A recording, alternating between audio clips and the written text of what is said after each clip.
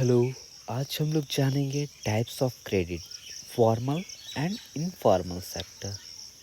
तो पहले जानते हैं formal sector credit in India. The reserve bank of India supervises the functioning formal source of loan. हम लोग को इंडिया में जो भी लोन फॉर्मल तरीके से मिलता है उस इंस्टीट्यूशन को कौन सुपरवाइज करती है? आरबीआई। अगर उसको आरबीआई सुपरवाइज नहीं करे और आप वहाँ से लोन लेते हैं तो वो इनफॉर्मल लोन है। तो इनफॉर्मल लोन में क्या क्या आता है? बैंक्स और कोऑपरेटिव्स। तो यहाँ लिखा हुआ है RBI regulate that the bank give loans not just to profit making business and trader but also to small activities, a small scale industries, a small borrower etc. तो आरबीआई फॉर्मल सेक्टर में आप लोग देखिए कि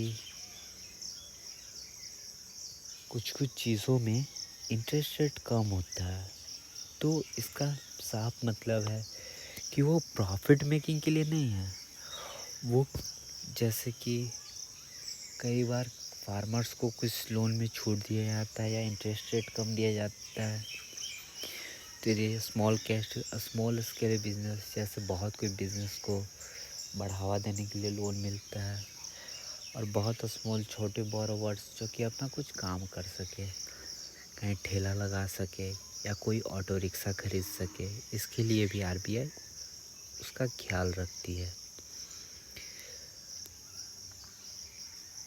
अब देखते हैं informal sector. There is no organisation which supervise the credit activities of lenders in the informal sector. They can lend at whatever interest rate they choose.